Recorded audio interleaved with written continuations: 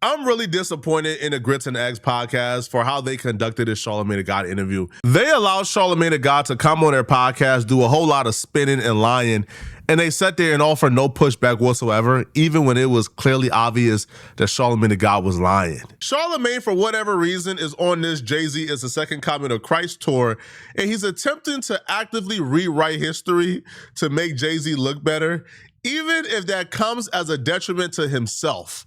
So Charlamagne the God was on the Grits and Eggs podcast, and he brought up the fact that Jay-Z got him fired from the radio station. Now, Charlamagne the God goes on this entirely long tangent on how people made that up, people lied about that, Jay-Z never got him fired, and I'm just sitting back like, yo, you should be ashamed of yourself, bro. Yeah, that was actually my last two firings was like that. When I got fired from Wendy, when I got fired from 100.3 The Beat in Philadelphia. Yeah. I interviewed Beanie Siegel, and that's what they was like, yo, they said Jay-Z got you fired. It wasn't true, of course, but that was the internet rumor because Beanie was going crazy on Jay-Z. This whole over with call. There's always been a slight Jay-Z derangement syndrome. My jaw dropped when I watched this. Charlamagne the God claims that people lied on Jay-Z and said that Jay-Z got him fired because there was Jay-Z derangement syndrome and everybody is just jealous of Jay-Z and making up Jay-Z doing these horrible things. What Charlamagne the God doesn't tell you, Charlamagne the God was the one who started those rumors that Jay-Z got him fired. Charlamagne the God was the one who came on record and essentially said Jay-Z got him fired. So Beanie Siegel dropped the Jay-Z diss track. So Charlamagne the God got Beanie Siegel to call into the radio station, and Charlamagne the God interviewed Beanie Siegel, and Beanie Siegel went off on Jay-Z. This took place in Philly, when Charlamagne the God was working for Philly. Beanie Siegel had a beef with Jay-Z. That was like when Twitter first started, and I remember seeing all these tweets about Beanie Siegel dissing Jay. The first tweet I saw was from Fabulous, and Fabulous was like, yo, I never thought I'd see the day when Beanie Siegel dissed Jay-Z, and I was like, what? And then K. Slade had played the record, so I heard it, and I was like, oh, shoot. I'm like, yo, I just reached out to a couple people I knew in Philly, like, yo, I gotta get Beanie Siegel on the phone this morning. And he called up, and he just kind of like aired Jay out for like 30, 40 minutes. So where did this whole situation stem from? Because I'm gonna be honest with you, Beans. The whole situation just stemmed from, like, I got the Young Guns calling my phone because Jay-Z's only paying them $1,200 a show, and they had to split it at the end of the day. Like, I'll never forget it because that Monday, I was supposed to move into my new townhouse in Cherry Hill, New Jersey. Me and my wife had already packed up everything. The apartment was clean. I had clothes and stuff in my car. I already had put down the security deposit. And that Beanie Siegel interview played on that Thursday, went viral that Thursday night, played it back Friday morning.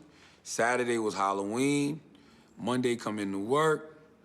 Boogie D, who was the program director at the time, called me in the office and was like, we're moving in another direction. Charlamagne the God will then proceed to go on DJ Vlad the week he got fired and tell DJ Vlad that he was told Jay-Z got him fired because he brought Beanie Siegel on the radio and allowed Beanie Siegel to get him fired. The very same antics that Jay-Z is attempting to do today to independent creators and independent media personalities, he did it to Charlamagne the God first, and Charlamagne the God was the first one to expose Jay-Z. But now Charlamagne the God, because he's in bed with Jay-Z, is doing interviews where he's trying to rewrite history.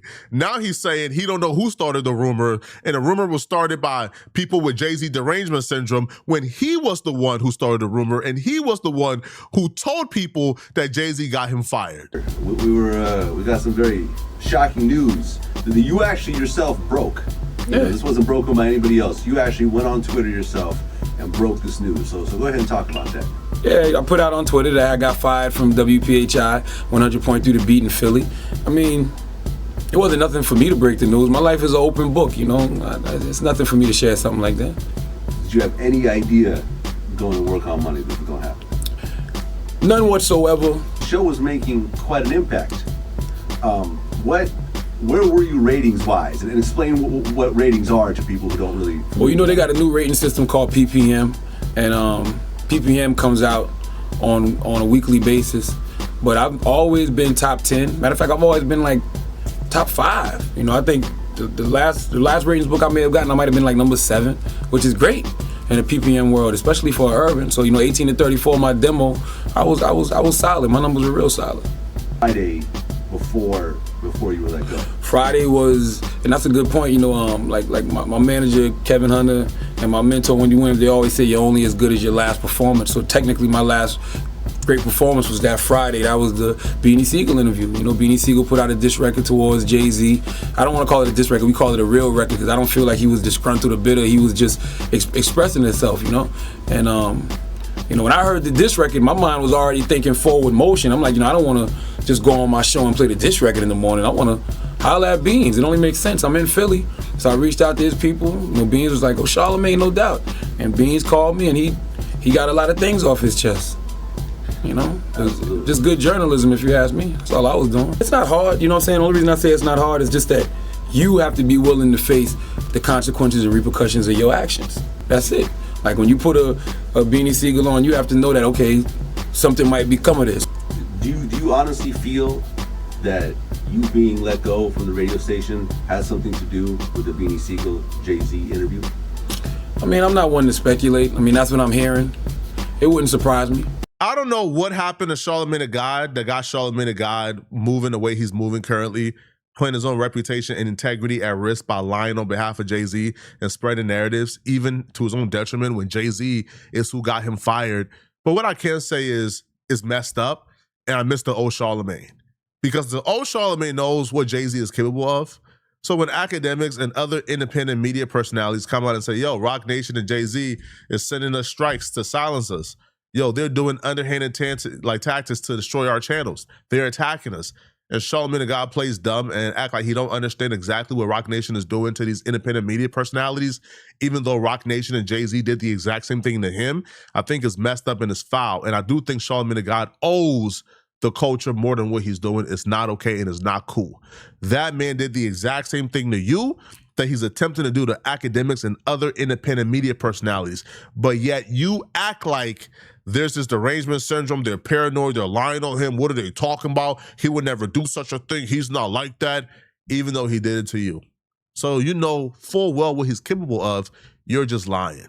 Now, this conversation transitioned from Charlamagne the God lying about Jay-Z getting him fired now, years later, to this Target boycott thing.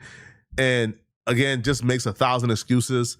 And the Grits and Eggs podcast just sat there and allowed him to just spin on behalf of Jay-Z.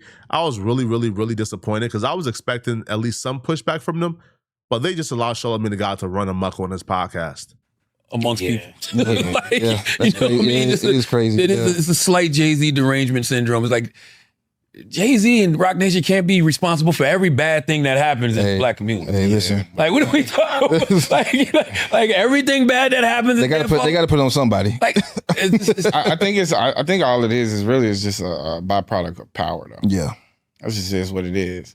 And also black power. That's because we tend to feel like when we see people in certain positions, we just don't understand how they got there. We can't believe. And we also can't conceptualize that they got it honest. And that's wild to me.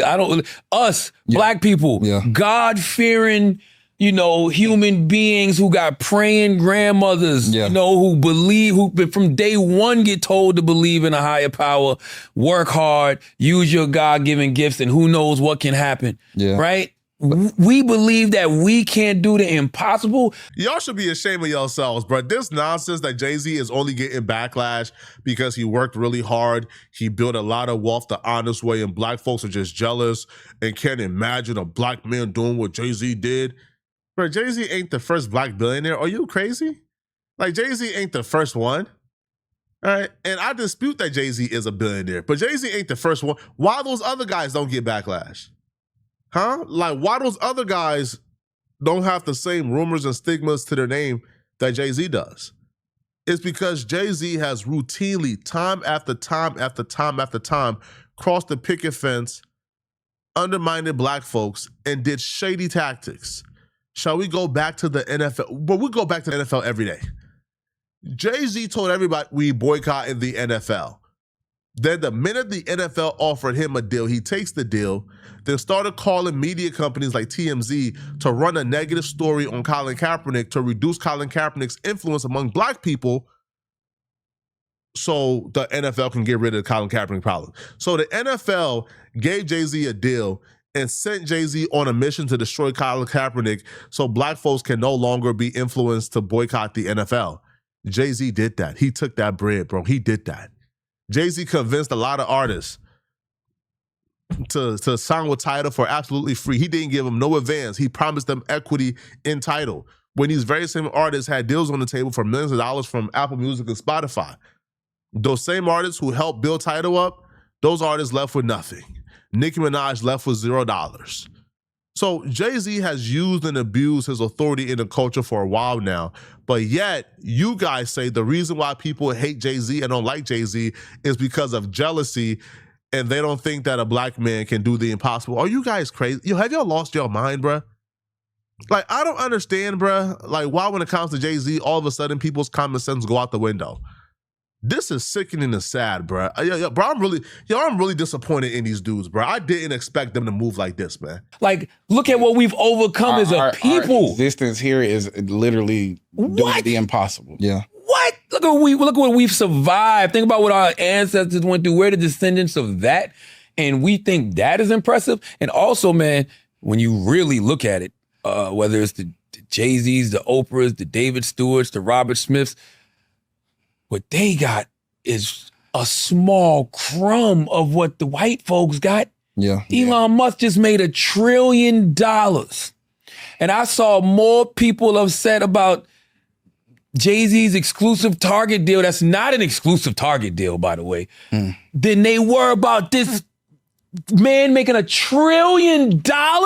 Now the Jay-Z Target deal that was announced as an exclusive deal for Reasonable Doubt is apparently no longer an exclusive no more, according to Charlamagne the God.